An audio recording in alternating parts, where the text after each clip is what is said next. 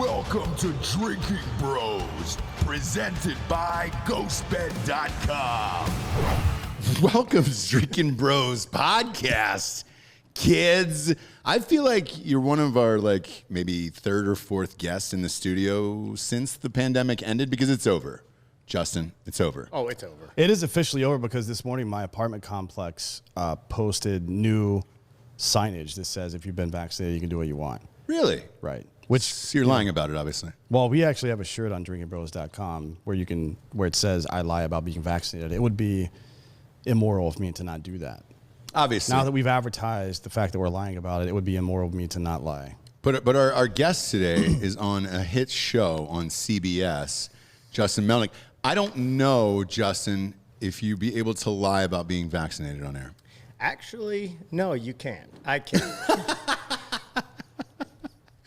Did something happen? No, not at all. You know, it's like any corporate workplace. You know, they take all the precautions, and it was one of those things. Go a little closer. There you go. Yeah. It was one of those things that.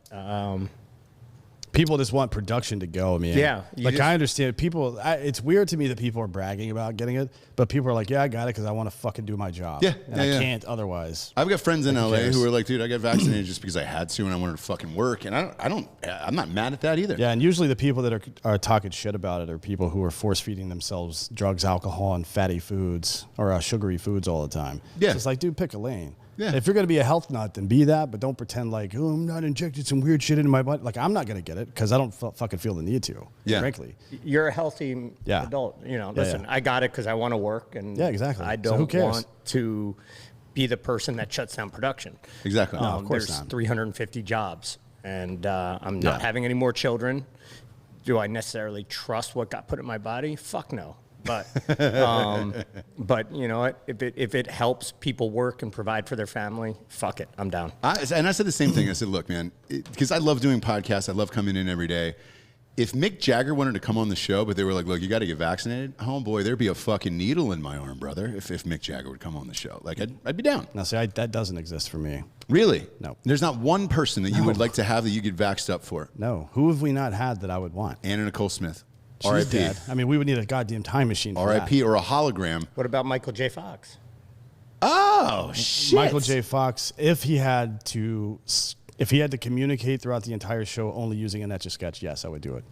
Wow, Dan. I saw. You know what's fucked up? He was in an interview. Did anybody even get what I just said? Yeah, we caught it. Let's not pretend like that wasn't a good joke. It was a great fucking. Sons of bitches. It was a great Parkinson's joke. I'm not going to take that away from you. I never do. But he was on an interview on Andy Cohen the other night, Bravo.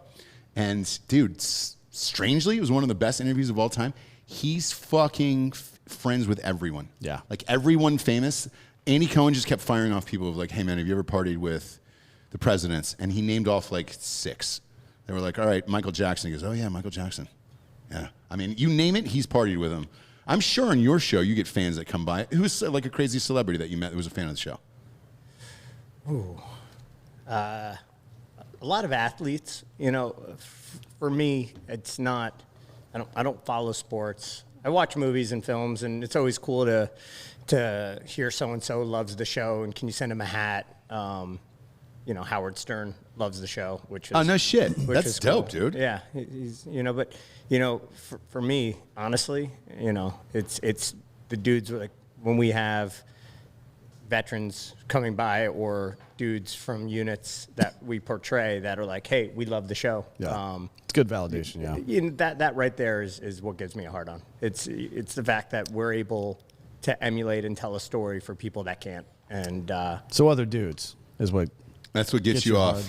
Yeah, there it is. I'm very uncomfortable right now. You have been more uncomfortable, and I remember when Ray Kashkar shaved his pubes off. Yeah, that's true. He did. There it is.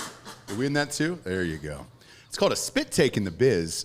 Go back and to Justin stay right on. now. Don't get him a break. Stay on Justin. You got to stay on that angle. Shit all over me. That's Joe Rogan's drink too. That's a new one. It's absolutely delicious. It is really good. Tell Killcliff you're sorry for spitting that out. My God, you've wasted good quality energy right there. Yeah, it's a good thing we got another 3 or 4 of them back there. Yeah. There's a couple over the old shoulder there. That's the beauty of having a sponsor. But yeah, I can tell when Dan walked in, your dick got hard a little bit, and I was like, hey, dude, where's my boner? And when you turned to me, it went down. No, it did not go down. It just didn't show as much. Okay. Okay. I was standing in that position to kind of cover it. You know, when you go to the strip club in sweatpants, and you got to get up and leave. Tuck. Got to tuck up. Oh yeah. You got to go underneath the old waistbands. You know, you got to belt that down, dude. I wouldn't take another drink. Yeah, you may want to. And if you do, fucking take it that way, goddamn. Drink with your dominant hand, for Christ's sake. Yeah. The beauty of you is you showed up with meats today. You're a huge meat guy, and you go, hey, dude, I'm at Terry Black's. Do you want anything? Most people say no, and I was like, yes, yeah. Dan and I will each take a pound of brisket apiece. And God damn it, that's legit. You're an Austinite, right? You've lived in or about Austin for a while. I've spent enough time here. Yeah, it's Terry Black's your number one. In barbecue here, yeah, 100%. Yeah. There's some other really incredible spots in Texas. Right. You get a completely different flavor because of the wood. You know, everything down here is generally hickory, and it's awesome. There's a place called Straight 8. Have you ever heard of that? Oh yeah, yeah. They're pretty legit. Yeah, everything you've been talking about since we started this: wood, hickory, Straight 8. Those are all nicknames, brother. I love it when you look me in the eye and speak like that. Terry Black's, no talking for 1 second. Exactly. Terry Black's is so good you don't need barbecue sauce. Is that the true test? Yes or no? I always try the meat first, and then try all the sauces because there's as much of an art to making the sauces as there is to cooking the beef. It's true. There's a place by my house. Man, I don't want to fucking shit on them, so I'm sorry. It's not the best barbecue. It's called Salt Lake. However, Salt Lake's a chain, though, right? No, there's one in the airport, and then there's one up at my house. It's a chain, but it started out as a brick and mortar. Okay.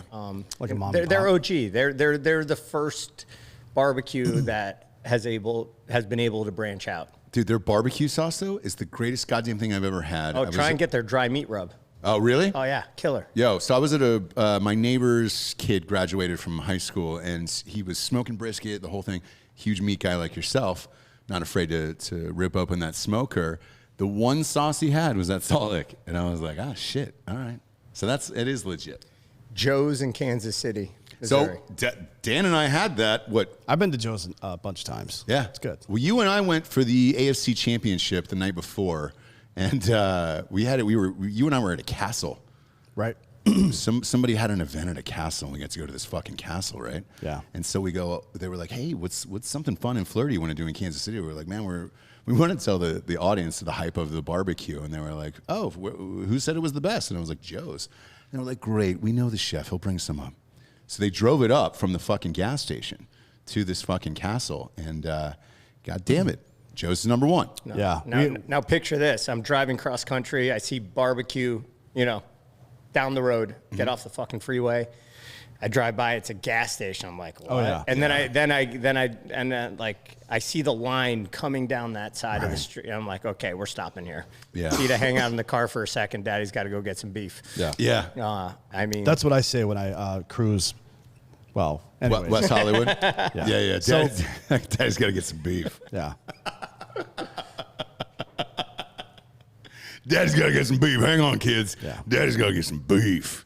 There's Sucking two places. kicking ass. Yeah, if you're selling out of a gas station and you're that successful, your shit's amazing. There was a goddamn place on the way to Dallas that Sander told us to stop by. It was a Czechoslovakian pastry company, and it was in a gas station. And holy shit! They make a bunch of, a bunch of different types of both savory and dessert pastries. It's really fucking good. Dude, there's 85 people inside there waiting, and I was like, it was too long. I couldn't get the pastries, but they looked delightful. Now, I've also had some mishaps at gas stations. Justin, shooting a TV show down in Roswell, New Mexico. It's called Check Stop. Oh, Check Stop, that's it. And it's in West Texas. Not Western Texas. West, Texas. Oh, yeah. Out by Waco, I think, is what they said. It's fucking crazy because back in 1864, a dude created something called a glory hole. Mm-hmm. In a little book called At Night She Cries. Well, he rides the steed by St. James, 3 James.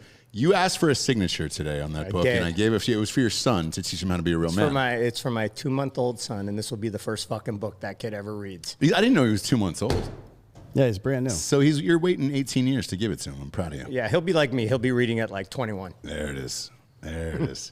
But that gas station in Roswell, New Mexico, by the way, they said that was the best Mexican there, and I shit myself in my pants, inside my pants, and so did the guy I was shooting the TV show with. Hey, it happens, man. Simultaneously. You get one a year. We've established. Yeah, we've established that. Do you go more? No, one a year. Okay. One a year. Sometimes I'll skip a year, but it's always a fantastic fucking story. Is it? Oh, yeah. Last time you shit your pants, go. Last time I shit my pants was on my first date with my wife. No way. I swear to God. So for a year, I built out a Sprinter conversion van. Uh-huh. Like full kitchen, toilet, shower, queen size bed. And met my wife. We were hanging out for 2 weeks, getting to know each other, taking things nice and slow, like the gentleman that I am. And, Sure. And set up this really nice romantic dinner at this spot called the Sunset Tower in Los Angeles. Mm-hmm. Great restaurant. Yeah. Great steak. Show up there to dinner, finish filming, park my van in Studio City, and took an Uber there so I could have a couple drinks and not have to worry about drinking and driving. And You bet. Smart man, proper planning. And 3/4 of the way through dinner, I start getting the tummy rumbles. Like, uh-oh. So go to the bathroom and like, it's not good. So I go back to the table, try and finish up dinner, and I'm like, maybe she had children from her previous marriage, so she's probably gonna kill me for telling this story. But so she's like, I'm staying with you tonight. I don't have the kids. This is like the first time in like a month she didn't have the kids. Yeah. So she's like, I'm staying in the van with you. I want to stay in the van. And I'm like, it's probably not a good time for this. And she's like, I'm staying in the van. Roger that.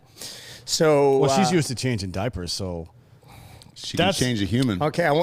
In theory, yes, but yeah. here's where you fucked up. You didn't go get diapers for yourself. Yeah. I could tell already. That's the moral of this story. Should have diped up. Go to diapers.com/strict. I'm just kidding. Yeah. Right. So we go back to my van. Yep. She parks right behind my van. Get into my van. I have puppies in the van. Dita's there. And Now, when he says puppies, Dita is a full-grown Belgian Malinois attack dog. No, she only plays one on TV. Sure. She's a single-purpose detection dog that plays. You bring me diapers. There it is. Oh, yes. Look at that. That one's actually signed by me, I believe. Yeah, it's signed by Dan. God. Actually.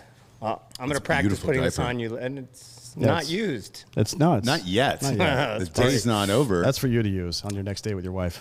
Yeah, so did you shit yourself in bed with her? So no, it got even better than that. So starting to hook up, and I'm like, oh fuck, and literally like, shart all over the van, make it to the toilet, have the worst explosive diarrhea. Mind you, my knees are maybe like 8 inches from her head. Oh, God. And I'm just sitting there laughing at this point because what else could fucking go wrong, right? Could she hear it? Was it audible? Oh, I think people outside the van down the street could hear this shit, dude. It was like ripping a phone It book.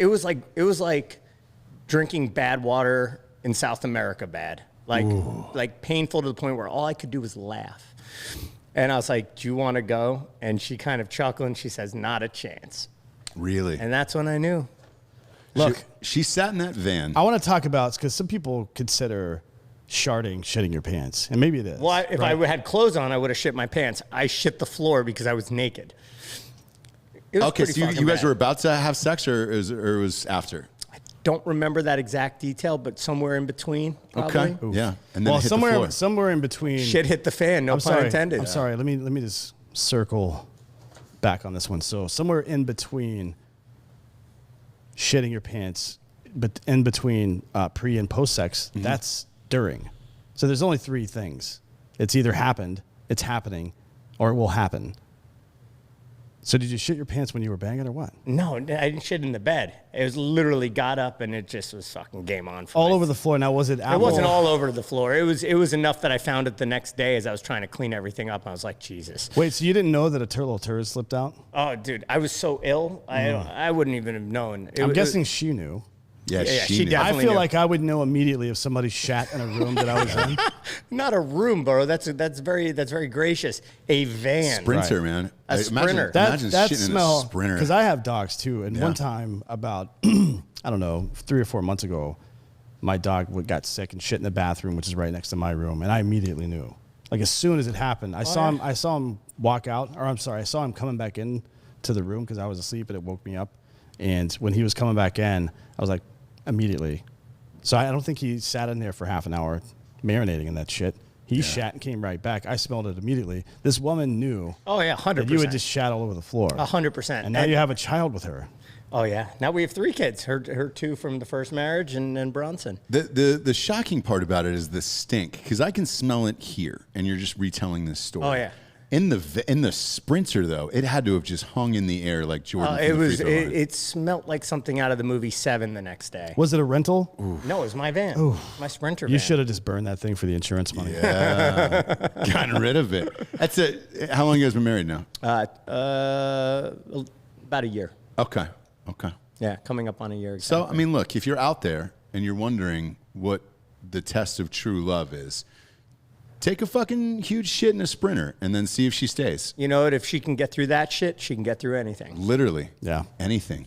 I want to talk to you about CBS SEAL Team here. We've been hearing a lot of rumors that it is possibly moving to Paramount TV. You're on the show. Where are we at with this? Because this is a lot of our listeners' favorite show. Dude, even the guy we just had on, Mr. Noir, he was like, yo, CBS SEAL Team is my fucking favorite shit. Cologne. Noir. Colion, Colion. I believe is how you say it. Cologne. I've never seen that spelling before. And I've He's a always big fan of pronounced your it guys' Colin. show. Huge. Yeah. He was like, yo, where's the show going? So what it seems like is happening is we're going to do what was announced was we'll do a few episodes for CBS Network, start the season off on CBS, I think Sunday nights at 10 p.m. now. Okay. Instead of don't Tuesday, quote me on right? that. Or was it when it was Wednesday? It Before, was right? Wednesdays at Yeah. 9. I think they're moving us to Sundays. I'm not entirely sure. That's You'll be up against Monday or Sunday Night Football, if that's the case. well, I hope not. Well, Paramount does all their shit streaming though. Nobody watches Paramount in real time. It's true. but It won't that's matter. going to be on CBS Network, from my understanding of it, Right. and then we'll finish out the remainder of the season on Paramount Plus. Okay, so what season numbers is this? Is this 5 for you guys? This will be season 5. Season 5. So you need 5 pretty much to get to syndication. So you guys Well, not are- anymore though, because it's you're gonna hit 80, it's that. 88 instead of 100 now. 88 That's episodes. right. They- Did you they guys hit already hit 88? it. Yeah, they already hit it, right? Well, I didn't know because no, of the no, pandemic. we're a little bit short of that right now. Okay. Man, look, I think it's probably better off on Paramount TV. I mean, just thinking about the show, you'll be able to curse. You'll be able to go full Costner on that with the greatest show on TV, obviously Yellowstone. I love that show. So- That is probably my favorite show. Yeah. So if Did you see they that- pair you guys up together, I think that's a good match there. Oh, yeah. So I hope it works out Yeah, because it's like FX back in the day with banger after banger that they had. I mean, you don't see 2 hit shows on a single network much anymore, to be honest. Especially not in that vein. You can see it'll be like a sitcom maybe, but not like a drama. That's 2 hit dramas on one network is pretty. Can you imagine Sonny Quinn back to back with Rip? Well, that's what I'm. dude. So somebody wrote an article about what would happen if Sonny Quinn fought Rip in real life. Get the fuck out of here. A cowboy versus a fucking DevGru guy. Who the fuck do you think is gonna win? Cowboy. The fuck Rip. out of here. Yeah, No. dude. Yeah. No, because I know who he is in real life, and I know who AJ is in real life. Cole Hauser? Yeah. Yeah. Cole Hauser is more likely to call his attorney than he is to get in a fist fight. No, Cole Hauser didn't give a fuck, dude. Yeah. Never met him, but Yeah, he didn't give a fuck. but we're not talking real life. We're talking AJ. hypothetical. That's true. Yeah. I mean, Rip has no formal training. He's a good puncher, and he's tough, so he can take a punch. A DevGru operator has been trained in hand-to-hand combat on how to end your life. Right. But Rip has handled bulls, and then he's made people get on the train. And he's killed a lot I of think people. there's a lot difference in the psyche of someone who can kill somebody domestically Yeah. Right. versus killing a terrorist. Well, I mean, He's got to deal with Beth on a day-to-day basis too. Oh, yeah. Beth, babe. so What are we you're doing, saying he's a murderer versus just a standard killer. Rip is. Rip is a cold-hearted killer. Yeah. I don't think he's a murderer. I don't think he's a murderer. I actually really like Rip's character. Mm-hmm. Especially once they introduced the backstory to him. Yeah. we are talking about a machine that was raised for one purpose, and that was to execute whatever Dutton wanted. God damn it. Well, I love that we're having a serious conversation. Let's make it like this. happen because, we know both of these people. We can do that. Let's get them both on the show. Yeah. So AJ versus Cole Hauser but in real character life. for an hour. Yeah. You know AJ in real life better. I've love met AJ. Cole a few times. Cole, he'll throw down, dude. Like that's real. AJ, from what I've heard, is out of control. He'll fucking do it too. You never know what will push a dude to that point until it happens. AJ has the biggest heart in the entire world. Great guy. He just moved to North Carolina. South Carolina. I think he's down near Charleston. yeah. Him and like Danny McBride and last time I chatted with him. Yeah, Bill Murray's down there. A couple other people. Hold on, guys. We need a Kill Cliff break. I need more caffeine. Look at that. Look at that. Yeah. He's already on cue Just a diva. with a sponsor, killcliff.com. Promo code Drinkin' Bros, 20% off and free shipping. I recommend the Kill Cliff CBD myself. 25 milligrams of CBD in every single can. Not in not this, piss right? hot. No. Okay. You will not piss hot. There's no THC in it. I You know, don't drug want to test. take the chance. Really? It's Oh, yeah. Kill Cliff, dude. You know how much money you would win on a fucking lawsuit against Kill Cliff? You're good. A lot, yeah, Rogan. Joe Rogan, that's his flavor right there. So This he's is got absolutely delicious. It's It is amazing. really good. That's the pineapple and jalapeno. Yeah, pineapple jalapeno. It's called the Flaming Joe. It's been out actually. Yes. They just now. I think Friday of this week it comes back in stock. I don't know when is this going up? Wednesday night. Yeah. Yeah. So Friday of this week it comes back out, and you can buy both versions of the Flaming Joe. Dude, it's good. They talked us out of that with the seltzer. They were like, "Hey, don't do the spicy one." We're gonna So do we it. didn't do. I mean, yeah, we will Eventually, eventually. But we didn't do it on this first go run here. Do you get down in real life? Do you fucking drink? Weddings and funerals for Okay. hard alcohol. I'll drink, I'll have a White Claw. I drink a lot of red wine.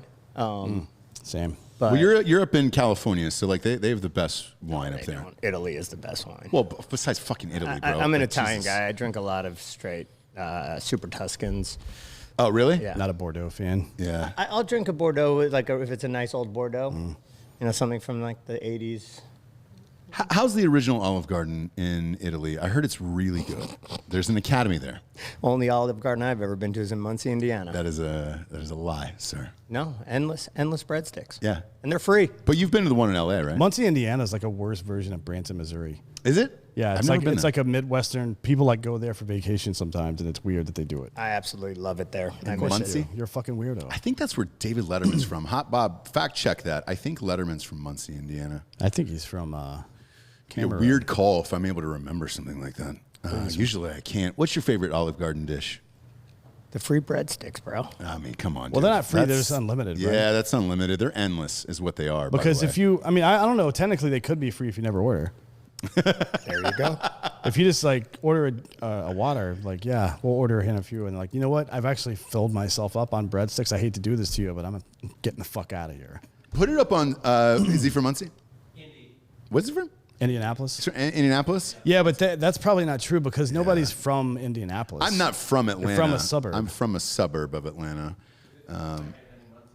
I bet he's from Fishers or Carmel. Boy, David Letterman, birthplace. Find it, dude. Yeah. Yeah, is No, it? it is. It is. Yeah, it's the like a 2.5 suburbs are hour like drive. Carmel and Fishers are the really nice suburbs. I got to know this answer. What's the exact? It is. So they're saying Indianapolis on. All right. Well, fuck me, I guess. Right. I was actually born in New York City, though. Were you really? In the fucking city. New No York way. City. Remember those yeah, yeah, Pace yeah. Picante commercials? Like somehow, if some tomato soup with onions and spices in it, which is basically what fucking salsa is made in New York, it's not good. Yeah. It's got to be from Texas, man. Hell yeah. Where did you grow up? I just there? think that's stupid. Yeah, I grew up a little bit. You ever remember that show, The Jeffersons? Yes. That was my building. No shit. Yeah. Really? Yeah. On the one on the east side, or where Yeah. they came from. Yeah, the east side. To the circular terraces.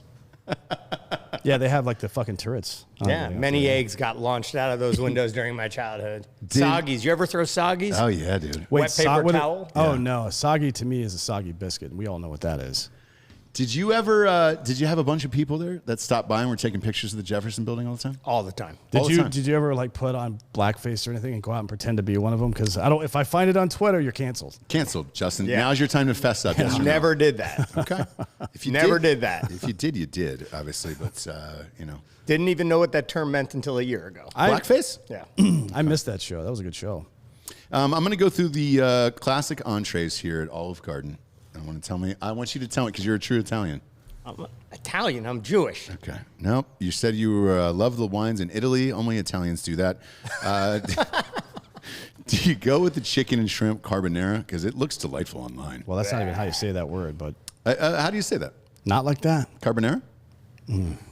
Carbonara. It's like It's not even an Italian dish. No, That it's not. dish was created by the GIs in Italy during World War II. they- Okay. adding eggs. Okay. and bacon The to tour pasta. of Italy. There's a tour of Italy on here. This has lasagna, fettuccine Alfredo, and then some chicken parm. Nah, I'm That's a out on nice all tour of that. Italy. I think if we're going to go with Italian food, it's going to be a nice slice New York strip steak, maybe some arugula, some Parmesan cheese. And if we're going to go down that pasta route, maybe a gnocchi bolognese. I beg to differ here. Hot Bob, pull up the menu for Olive Garden. Just show them some of these dishes and put them on screen for the audience, obviously. Not a sponsor, but we want them to be. No, we don't. I love Olive Garden. I Yeah. eat there 5 days a week. It is the best meal I've ever had.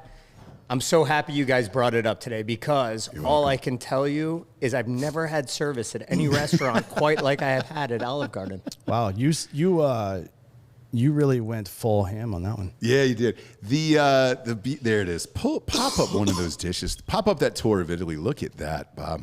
That's a beautiful tour right there. That looks like a pile of bullshit. Is that full screen? There. I'm it is. having a heart attack just watching that right now. 1,550 calories, 1879. But that feeds a family of two. No, it doesn't. Yeah. That's one meal. That's not even a whole meal for me. I don't think. Look at the 3 breadsticks creeping in the background. Yeah, they put those there because they're like little dicks back there. It's almost like they're watching them. They're watching the tour of Italy, like they're on 3 that tour. breadsticks are watching. They're getting ready to go on the tour But of Italy. the 3 breadsticks are watching the menage a trois happen right here. That's what that is. So it's the 3 dudes are the breadsticks, and all the women are the food having sex. Have I smoked a lot of weed today? Yeah. What's No, going on? I have 2. You could make an Eiffel Tower out of that too. Yeah, for if sure. you really wanted to go French Just reach the cuisine. lasagna over the Yeah. fucking chicken parm. Why not? There you go. And that's an honor Chianti, by the way. That's where you tell the waiter how many you've had, and then they take your word for it. And that bottle just lives on that table like throughout the experience. And it's real nice, Justin. What is a lasagna frittata? That's not a dish in any country. Put that up. Yes, it is. That's something that can only exist Go in America. full screen. There it is. Look at that. Jesus Christ. 1,100 calories. That's nothing. It says, hey, Dan, it says, our meat sauce is made with pan-seared beef and Italian sausage. God Congratulations. damn Why it. would that? That's how you know your restaurant is shitty, that you have to actually tell people, hey, we use real meat in this. Don't worry, guys. Not like our other dishes. I literally think I'm going to throw up, guys. Yeah, this is gross. No, it's good, man. All of it. Everything on that menu. really Shrimp is scampi really frittata. amazing. It's like, hey, you fat fucks. Here it is, but fried. Congratulations, America. You're going to be dead in 2 weeks. Now, you're a meat guy. You cook and fucking slay your own cattle. Well, about to start slaying my own cattle. Yeah. Last time we chatted, you were like, hey, dude, come on up, and we're going to have Is some that what it's Wagyu called? I think it's called butchering, not slaying. It's actually, the new term is harvesting. harvesting. Oh, yeah. That's the politically correct. It's It more is, yeah. sensitive. Yeah, right now I've got 4 Angus heifers, and 2 of those heifers are preggers by full-blood Wagyu, so I'll have 2 babies that are 50-50, otherwise referred to as F1 Wagyu Oh, cattle. nice. Okay. Are you going to have like a Maury Povich style show where you find out who the real father is? That would be real fun, but I know who the father is. I invited him. I invited both of them. 2 of them came onto my property for about a month. No shit. Hung out with my heifers, gave them Yeah. a nice talking to, fed them real well. Yeah. Did you tell them to have them home by midnight and shit like that? Well, they couldn't leave the property, so I said, just treat them like ladies. Yeah, and don't pull out, please. Don't. 'cause We're I paying want- a lot of money for this. How much meat do you get out of one of those fuckers once it's born? Well, there's a lot of meat, but there's only certain things that I'll eat. So I only eat the New York strip, the fillets. So either I cut them into porterhouses, which is a big bone with half fillet, half New York, and then the ribeyes. And then I'll take the tri-tips, the skirt. What about the flank? Not really a flank guy. Okay. I'll vacuum seal that stuff and give it out to people. So you give your leftovers out to people, you vacuum seal it up. Yeah, I give the shit I don't want to people. Go ahead, enjoy it. It's off my cattle. It's off my cattle for my property. Yeah, it's the shit that I don't eat. Me, my wife, and kids don't eat. Here it is. Yeah, but some people like that stuff. Some people love it. Some people love tongue. Like I'm not going to fucking eat it, but if you have any Mexican friends, flank steak with chimichurri is a big dish. Argentina as well. Yeah, Argentina as well. And, yeah. And Brazil too. Yeah, those are that's a good dish, but I don't eat that shit. I don't like chimichurri, so. It comes down to every cut of beef has a different profile and has a different consistency. Right? Yeah, like you're not eating sweetbreads and shit either, or cow brains, but you can fucking use that stuff. Yeah, send me that tongue. People like tongue. Okay. Yeah, send me that tongue. I'll give you the big tongue. I'm not gonna eat it obviously, but I got some sexual shit that I'm trying out. Just sit on it. Live your best life. Just sit on it and scoot like you're a dog with worms. You know, I just want to figure it out. We don't kink shame on the show. Never have, never will, Justin. No. We're not going to start today. We don't. You told me this was a safe space and this was a judgment-free table. It's time to grow for you. It's time to kill. Yeah. It's a time to get caffeinated with Killcliff. If SEAL Team gets canceled, where do you hope you end up? Chippendales. Really? I mean, look at this body now. You're pretty fucking Well, you're jacked. like a reserve police officer. Yeah, so there's no world where, Do you go back? Yeah, I'll be back there next week.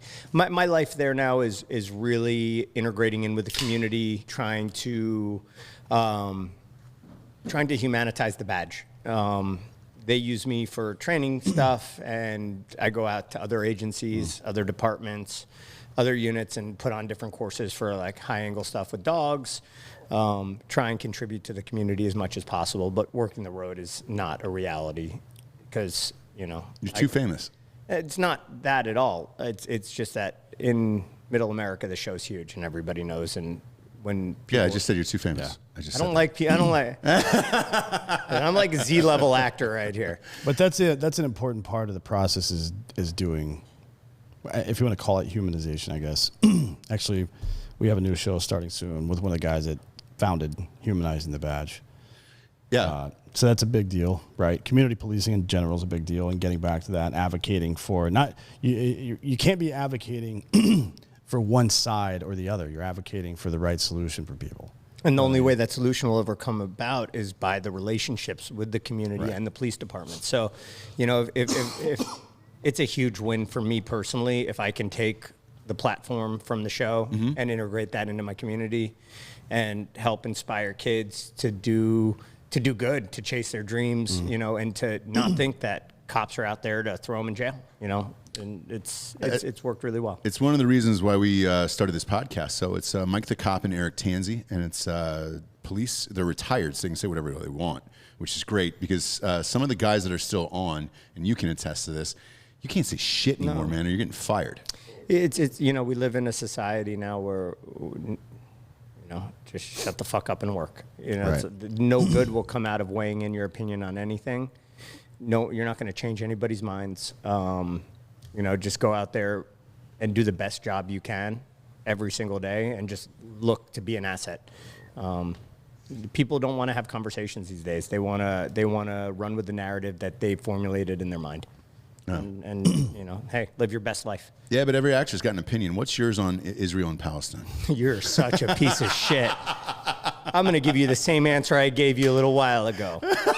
Nobody gives a fuck what I have to say. Listen, it's been going on for thousands of years. Yes. And it's like, sure, would a peaceful solution between the two nations be awesome? 100%, but we're never going to be able to broker that because it's never been able to, they need to work it out on their own. Yeah. I'm a Jew and, It's divided the town. You know that, right, with Hollywood? Oh, 100%. Dude, and it's everywhere. So people are choosing sides. Mark Ruffalo got in some hot water. I was talking about it on one of the shows earlier a little bit. And for whatever reason, every actor feels like they have to come out and make a statement. I have a theory on it now, just talking about it out loud. All of my agents and managers and lawyers and everything were Jewish. So I feel like they're coming out to make a statement in regard to like the people that they work with of like, hey, we support you. Or, but then there's others who are like, oh, it's Palestine. None of them have probably ever been there, to be honest with you. I've been. Yeah. I've been to Palestine. I've been to Israel. You know, it's not my place to make a statement. Who the fuck cares what I have to say about it? Right. You know, and you know, this whole culture of going to Instagram and posting things that you're not educated on. I get it. You want to help. You think that you can maybe draw some awareness to a situation through your social media platform. I applaud people for that, you know, but find something that you can actually make a difference of, you know. Yeah. Or ask any charity. I'll give you an example. You know, any charity that I post saying I support, I not only do that to drive content their way, financial content, but I also donate money to it, you know. Yeah. And it's all organizations that I've researched, that I know where the money's going to, and I know people that it's helped. You know, but to weigh in on a political situation just to appease fans or Right. I mean, that's really what it's all about. Because if it was about moving the conversation forward, you would get just as much, you would get way more impact with none of the risk if you just ask thoughtful questions to your audience. Get them thinking about the issue in a way that's outside of the way they've thought about it before, instead of telling them how to think. Yeah. One of those makes sense and one of them does not make sense. Like what Edelman said from the Patriots was like, hey, I know everybody's fucking pissed off right now. Just keep in mind that people aren't their governments. Yep. Like that whole shit that happened last year with Asian people being attacked because the Chinese government is incompetent. How does that make any fucking sense? That doesn't make any sense to me. not a lot of makes sense these like days. Jews getting attacked here is not even Israelis, just random fucking Jewish looking people. A guy walked into a restaurant in West Hollywood a week and a half ago. A group of 14 Palestinians walked in and said, "Who's Jewish?" and proceeded to beat up someone who raised their hand. Yeah.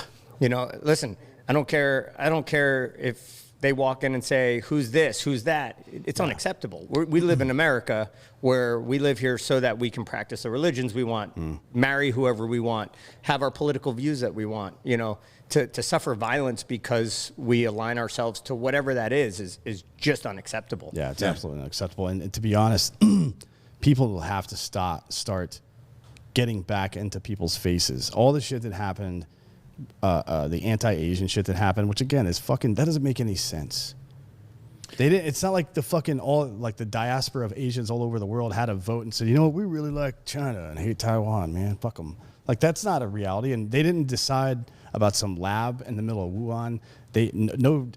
I seriously doubt that any American-born Jewish person likes what's going on over there. Nobody wants to see rockets being fired on anybody. Right. You see, you know, it's not a reason it's to not attack a war. somebody. It's kids getting killed on both sides. Yeah. It's women. It's civilians. You know, I saw a picture of an Israeli guy with a knife plunged into his back the other day, and I saw pictures of all the Palestinian children in Gaza that, you know, I mean, the whole thing is fucked. Yeah, it's unacceptable. In 2021, like, you know, and I get it, you know, violence sometimes fixes problems, but something like this on that level. It's been going on for 70 years. Longer than that. Longer It's than been that. going on for thousands of years. Just since Israel has been a fucking state. Yeah. It's 60 some years. 1948. 48. Yeah. Yeah, 48. Yeah. So it's been a while. Figure it the fuck out, man. Jesus Christ. Yeah. Like, look, how long does it take? The only person who's got it figured out in Hollywood, you just can't hate China. So I think as long as you do that, we were talking about John Cena before we got on the air. What a fucking coward. Did you see that video today? No. Oh my God, he made a full apology video in Mandarin. Yeah. Yeah, I didn't. I thought it was fake. Hey, can you put that up, Hop? Can you pull that up? Just go to just What type was he in John apologizing Cena for? on So Twitter. he said that Something about Taiwan. He misspoke on Taiwan. excuse me. He referred to Taiwan as a country. Yeah. And that offended a bunch of Chinese people. And it just so happens that his new movie, Fast Furious 9, It's financed. not only was financed by, but made $137 million over the weekend in China. There you go. Here's the video right here. Pop that up full screen and then play that. Can we hear audio on that? Hang on. There we go. Yeah. So he basically, I thought it was fake. I thought it was a deep fake. Yeah. He got lit up by China for this, and I'm sure people from his production company called him and his PR like, "Hey, you can't say stuff about China." We all remember the shit that happened last summer with Daryl Morey from the Houston Rockets, he said something to the effect that he stood with Hong Kong or reposted or tweeted something about that. And he got lit the fuck up for it. Yeah. Even LeBron James was like, it seems like he's just ignorant or misinformed on this information or on this particular subject. I'm like, is this the subject where there are 1,200 concentration camps in China right now where Uyghur Muslims are being executed simply for existing? Is that the China we're talking about that you're so fucking supportive of? And keep all that in mind. And the fact that about 20 years ago, China was murdering female children because they had too many of them. Keep all that in mind when you listen to this piece of fucking shit. Yeah, and by the way, so for the audio show listeners who aren't watching on YouTube, subscribe if you're not to Drinkin' Bros Podcast on YouTube. We will play this audio for you because this is real. I thought for sure it was a deep fake. Bob, pop this up and then play this right now. There you go. 你好，中国，就是叫希娜。我必须说，现在，在《速度与激情》中，我做很多采访，很多，所以在一个采访，我有一个错误，所有人问我，如果我可以用中文，速度与激情中人给我很多资讯 information。所以很多采访，很多 information，我有一个错误，我必须说，现在就是很重要。我爱更尊重中国，更中国人。我很抱歉对我的错误，对不起，我很抱歉。你必须了解，我。很爱，很尊重中国跟中国人，不好意思，再见。So, in case you don't speak Mandarin, he said, "I'm sorry." You don't about speak Mandarin? 42 times. I lost it a couple years ago. I'm really good with the menus. Terrible with the actual language, it turns out. Here's what he said. He said, I did many, many interviews for Fast and Furious 9. I made a mistake during one interview, I must say, which is very, very important, that I love and respect China and Chinese people. I'm very, very sorry for my mistake. I apologize. The very interesting part about this is nothing. It's not interesting. Well, no. This guy's a cunt. He is a fucking coward piece of shit that just put his own fucking welfare and money, even though he's already worth about $60 million ahead of people that are literally being murdered just because of who they are. Can you tell me how you really feel about it, though? Right here. So, Fast and Furious 9, which, Jesus Christ, is that where I think we got 2 more left in that franchise, just opened up in China over the weekend. Movies are now opening up in China first versus the United States. It's been going on for the last couple of years. A lot of people don't know this because they make more money in China. So 70% of the United States box office is coming from China versus America, and it's been like that for the last 3 to 5 years, somewhere in that range. Now, this movie opened up at $137 million over the weekend in China alone. Right. It was China alone. It was expected to get 150 global in its first week, so it'll be that plus whatever. It'll be way more than that now. Yeah, if that's just China. Yeah, so it'll open global. Here. It'll open here and some other places afterwards. It's all that those movies are also really big in South America. So whenever they open down there, that'll be a big one. It's they'll end up with probably 190 million opening weekend, right? Something like that. If I had to guess, when you pull it all together, and that's what it's really all about. When LeBron James, who, by the way, takes the court every night with Wish.com, a Chinese company written on his fucking uniform, if you wonder where his allegiances are, to refer to somebody supporting Hong Kong's independence from China and to call them ignorant and not informed on the issues when you fucking didn't even really go to high school, that's laughable. And the fact that you can stand up and make all these fucking social justice statements for career criminals in the United States, but you can't take a stand for somebody being murdered for just being who they are somewhere else, you're a fucking cunt. Fuck you. So John Cena, and if you're watching on YouTube and you were able to see the video, it's amazing. Nailed it. Yeah, I'd hire him for Nailed it. You for can't a see film. me. Yeah, you can't see Right me. there.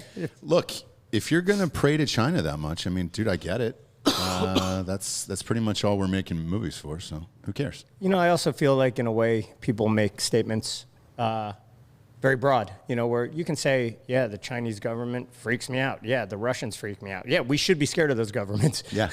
They're pretty powerful. Yeah. But the people aren't the governments. Yep. Right. That was the best thing Edelman said when he was talking about Israel-Palestine. Try to keep in mind that people are not their governments. Yeah. I'm sure no matter who you are, if you're out there listening, there have been leaders, whether local or at the national level, that you didn't want to be associated with. We have it in our own country too, sadly. Yeah. Perfection isn't obtainable. We can strive for it, but it's very, it's not obtainable. And especially, China's scary. You see what's happening with Bitcoin and all the cryptocurrencies now, and billionaires just disappearing for 3 weeks and then Popping back up again, yeah. magically reappearing on golf courses. You're talking to one, dude. I'm kidding. We got into crypto here on this show. You got any crypto? I don't, but I've been researching. I'm way late in on the game. I did American Airlines and Carnival Cruise Lines. Those were the two when COVID hit. No shit. Oh, yeah. Did you really? Oh, yeah. Dude, Americans up like, 200% or something like that? Yeah, crushing it. Yeah. And Carnival, once people start taking cruises again, go take a Carnival cruise line. I was so surprised at how many people were willing to jump on a fucking cruise ship after all that happened. There's a doc on Netflix. It's either Netflix or HBO about the people who were stuck on it. It's fucking gnarly, dude. Who were The only stuck cruise ship I'm getting on is your private yacht in the Mediterranean. Goddamn right you are. Let's go. I don't have one yet, which I'm pissed off about. But there was one fight. Did you see this fight over the weekend between Bryson and Brooks Koepka? No. Koepka from the PGA? No. You'll love this one. Hey, pop that one up, Bob, on Twitter. Like an actual fist fight? No. Like a guy stopped him during an interview. So Phil Mickelson won, right? And he was playing with Koepka in the final round. He lost. He's pissed. He's still got to do an interview. And he was talking about like how hard the greens were to read. And Bryson DeChambeau walked by and he goes, hard to read. Just got to pick a fucking right line. Just kept walking. Live interview. Brooks was like, fuck you, man. Fuck this guy. Fuck this bullshit. I think we have the unedited clip. Can you pop that up on Twitter? That's pretty funny. I mean, that's something that golf needs. Yes, dude. So we were talking about this right before we went on air, and they were like, dude, please have those guys in the Yeah. final pairing. Has golf ever They been... hate each other. Has golf ever been more entertaining than it was when Happy Gilmore and Shooter McGavin were shit-talking each other? No, it hasn't. That shit never happens in golf, man. How much does that dude make per game? Brooks? Oh, shit, he's rich as fuck. How many majors does he have? 4 or 5? 4. Yeah, and he was second in this one. I think second place in this tournament got him 35 million career earnings for Brooks Koepka. For playing golf. So Playing golf, man. maybe have a little fun with that. Smile. Yeah. What? Be thankful. Life's not that serious. Hang bro. on. Here's what happened. So, if you didn't watch it, 50-year-old Phil Mickelson was just about to win, and he's playing against him in the final group. The crowd was so out of control, like literally, there wasn't enough police to stop these people because they were so amped that Phil Mickelson was winning a golf tournament. So homeboy's in the rough, and he's got to chip out of there to get to the green. There's like 5,000 people that swarmed in, and he had an injured knee. And it's just, they had to bring in police to get him out of this crowd during a golf tournament. I mean, I've never seen anything like it. And they were asking him about it at the end, and he goes, look, my knee got dinged up a couple times. And he goes, I think they should have had more security. So not only is he pissed that he lost the who tournament. knew that never happens in golf tournaments? Never. So they don't prepare Never. for it. Why would it? No, and mean? it was dangerous. Even my mom called me. Was like, "Hey man, are you watching this Phil Mickelson thing?" She was like, "I don't think they have enough people here." And I was like, "No."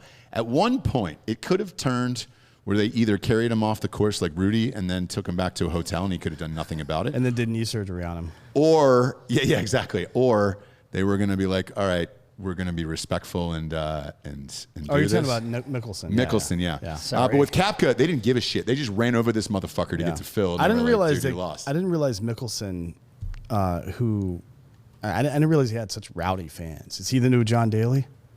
You know, John Daly actually played in this one, Yeah. which was shocking. Well, not well. He had a heater on the first hole, you know. Of course, yeah. How do you guys know so much about this sport called golf? Because we know John Daly. That's know the only John- yeah, reason. John Well, Daly. one of our dumbass. I producers like over golf. here likes to gamble on it, which is it's basically like playing the lottery. He was this close. So he picked Koepka at 45-1, and he came in second. He almost brought it home. Is that why you have a mustache instead of a full beard now? Yeah, he had to shave it off. The because weight of losing that was too much. The beard put him over the edge. he had to shave off Yeah. the rest of it. No, he went to a NASCAR event, so that's the thing. That's the thing. Handlebars are for NASCAR. Yeah, dude. Rubbing is racing, dude. I had some great handlebars about a week ago. Did you? Oh, yeah, they were great. Then I went to the Tom Selleck, and then I went clean baby face. Yeah. Yeah, now you're back to kind of in between, kind of Rob Lowish, porn producer. Yeah, I'm trying to make my baby tough, so I keep it stubbly, so every time I kiss him, he's got to Yeah. get the sandpaper. He's got to tough up, dude, that baby. 2 months on this earth. He's got ranch work to start doing. Goddamn right he does. Yes, sir. Does he got any calluses yet? Does he have any calluses? Nope.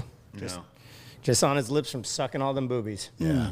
Can't blame him there. You gonna fucking raise him kid. like Rip? Well, that means that that he's dead already, and then his wife gets murdered by Yeah. her new husband. Yeah, that just went really dark. Yeah. Let's strike probably that not. reverse. Yeah, Rancher, cowboy, is that what he's gonna do? Oh, you didn't mean the backstory. You just meant No. raise him as a murdering rancher. Yes, Yeah, yes, yeah. yes, yes. You know, I just hope he grows up. It's important for me that he obviously does whatever he wants. If he wants to do ballet, do ballet. It's just important to me that he doesn't go down that path that I've seen so many youth in America go down over the past 10 years. Like, I don't like the video game stuff. I want you outside. I want you getting dirty. I don't mind you getting hurt as long as you are respectful, honest, and accountable. Live your best life, you know? Yeah. It's really important to me that this kid grows up looking to be an asset and not a dependable person or dependent on somebody. Right. The wildest part about you, though, is like, dude, you were a cop and then a TV star. You've seen the extremes of Shit, man, I both. started off as a nightclub promoter in New York City. Did you really? Yeah. Where at? What year? From 99, like 2000, 99, I was in restaurants, but they were kind of clubby restaurants. Life? Were you going to Life? I've been to Life, but remember Spa? Oh, yeah. So that was where I started promoting, and then did Lotus. Lotus was huge. Lotus was huge. I wasn't even legal to drink, and I was working there. It was crazy. I was 20 years old. New York was fun back in the day. Oh, it was awesome. That city, it just makes me sad now when I go back. I heard it's a shithole. I haven't been back. Have you been back recently? No, I'm going back for September 11th for a memorial. Oh, you're gonna And- do the walk, the firefighter walk, or what are you doing? No, a private dinner with a couple people that were very hands-on with that whole situation. But every September 11th, I try and go down there, pay my respects at the memorial. I was there the day the towers went down. Were you really? Oh, yeah. You've never told us this story. Because we're bros in real life. What happened? Oh, man, Like your personal situation. Obviously, we know what happened with the towers. Fuck. Where were you? I was on 48th between 9th and 10th. Okay. 47th between 9th and 10th. And my roommate woke me up. I was hungover as fuck. I'd been out all night, drinking. And he said the towers just got bombed. And I remember saying, how bad? And he goes, they're not there anymore. And I remember driving down the West Side Highway and just seeing these massive plumes of smoke. And, sorry. Oh, no, that's all right. I snarfed on you, and now I'm fucking crying on you. Let me blow my nose on your sleeve. Well, it's gonna get much weirder after the cameras are off. So don't worry about Yeah.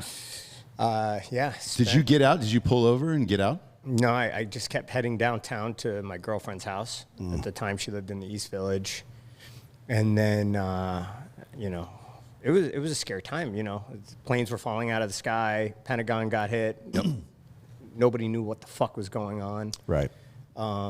Ended up loading up a bunch of water, like cases of water on my scooter, and drove around passing out water to all the cops at all the checkpoints and stuff. And I was 20 years old. Yeah. I was like trying to do whatever I could. Right. Is that why you became a cop?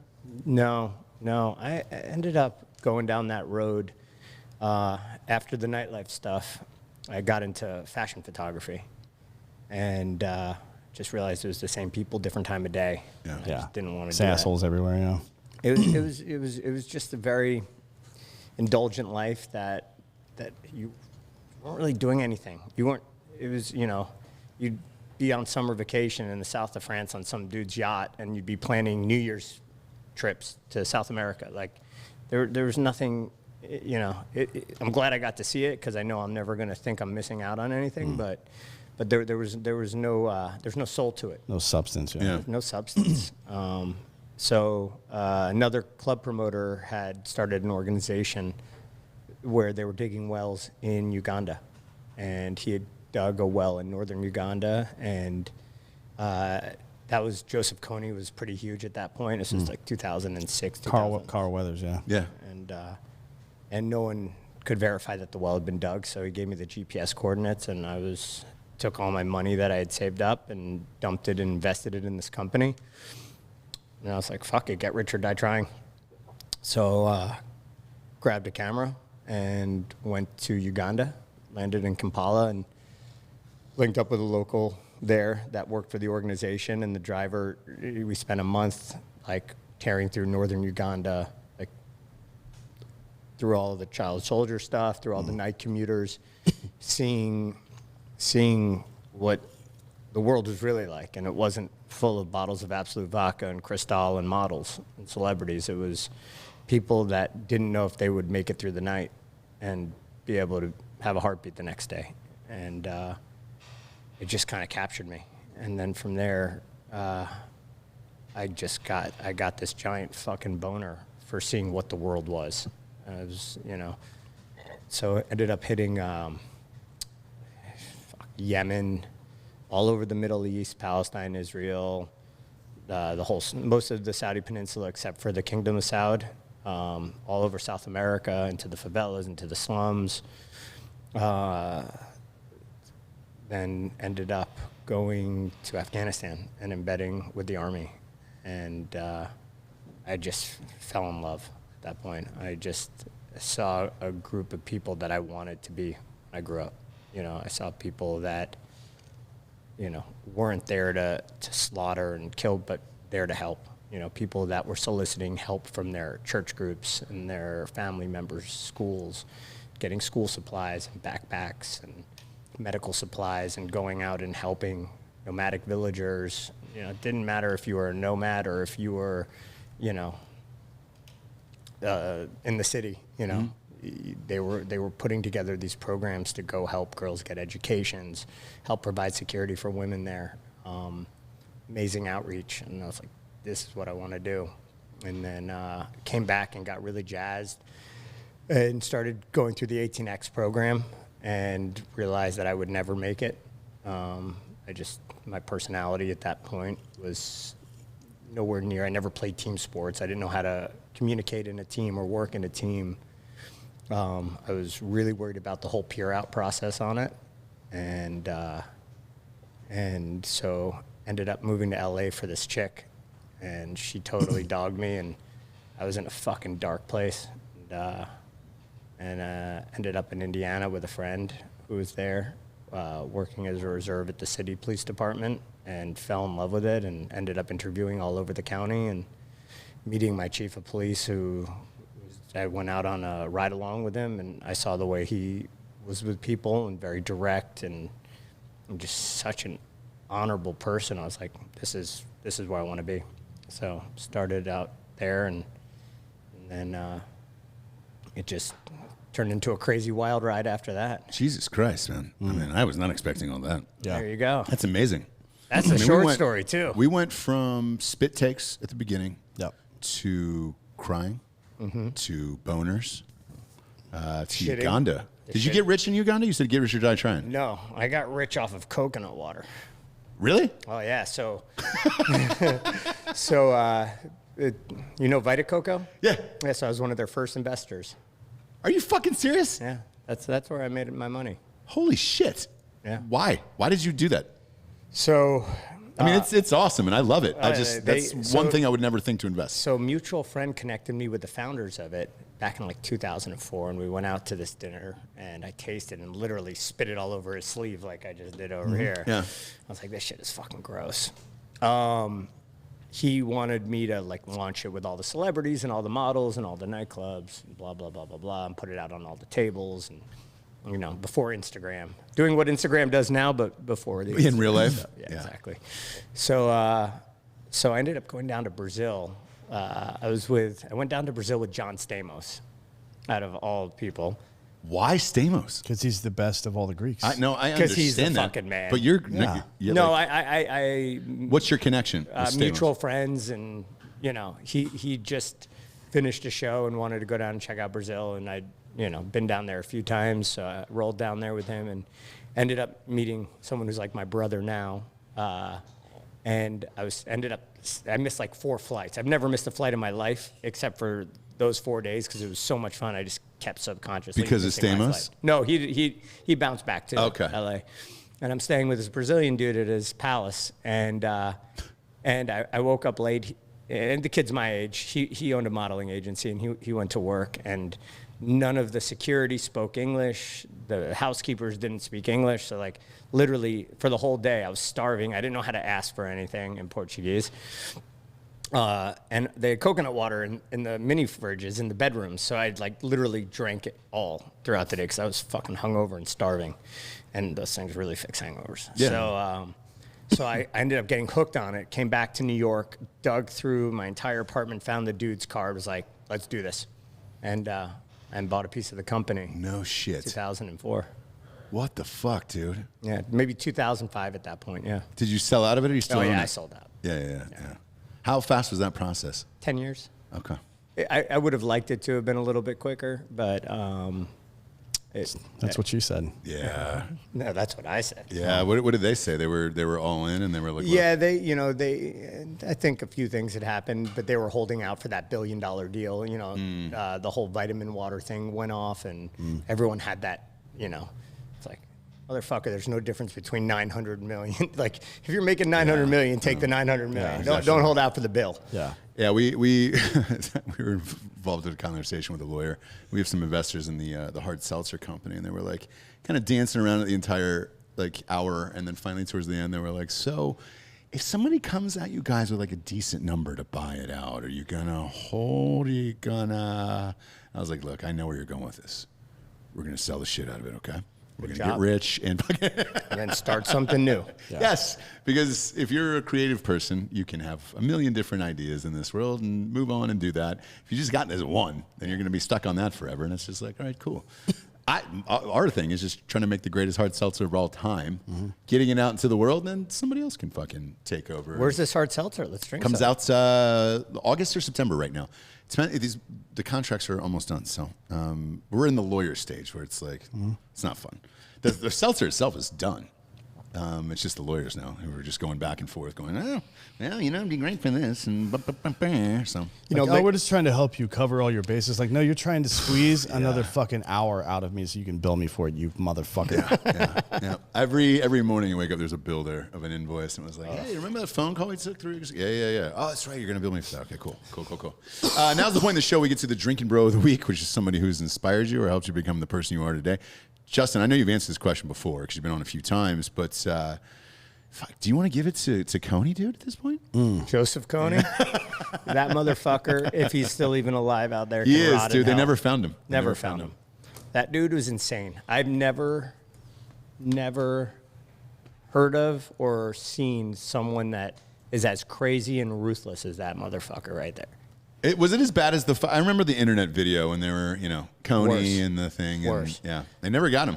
No. I mean, like where the RUF in Sierra Leone would finance their war against the government through blood diamonds. Yeah. Joseph Coney would do it through child prostitution. Oh, Jesus Christ. That's how he'd fund it all.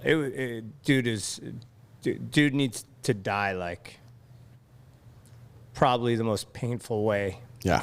Like fucking tickled to death painful. Yeah. Like, dude has no right to breathe the same air as people like you. No, definitely not me. There's this old Roman torture where they would feed cloth down your throat, terry cloth down your throat for 2 weeks and just keep it, like you would be tied to a chair basically. Force fed terry cloth and water for 2 weeks. And it would go all the way down your esophagus, and then they would stop and just keep feeding you water. And it would expand? No, the terry cloth would, your esophageal tissue would grow around it. And then they would put it on this little crank thing and slowly pull it out. Oh, God damn it, man. Yeah. That's the worst thing of all time. Well, it's pretty bad. Yeah, well, and we'll end with that because we love to end on a dark note here. I'll read a real Drinking Bro of the Week. All your submissions through drinkingbros.com. I know you've done a few on this show. Come straight to us live on air. We do not screen these, obviously. So it's right here. This is Matt Barnes from Colorado. Member of Drinkin' Bros for 4 years, is nominating Mitch Barnes. Reason for the nomination says, I want to give the Drinkin' Bro of the Week to my younger brother, Mitch. Him and I have been partners in crime since he was born. He is indestructible, having been in multiple motor vehicle accidents, and has come out on top every single time. Bring him down a peg or two with a good old get fucked from Mr. Holloway. Yeah, he can get fucked with all that bullshit. You think you're invincible? Come over here. We'll see about that. I'll have him spit on you. And I did not spit on you. I snarfed on you. It was around you. It was around you. No, it was all over me. It was close. You've been vaxxed, though, so we trust you. Oh, yeah, totally vaxxed. Yeah, totally vaxxed. Wax and vaxxed, dude. That's the new... Laser, bro, laser. Yeah, you gotta go laser. Vaxxed and ready to fuck. That's what Kirill is selling over at Assholes Live Forever. Is he really? It says vaccinated and ready to fuck on the back of a hoodie. I love his shit. I love his shit. We love you, Justin. Thanks for stopping in today. Thanks for bringing Terry Blacks, true gentleman. We appreciate it. For Dan Holloway, Justin Melnick, I'm Ross Patterson. This is the Drinkin' Bros. Good night, everyone.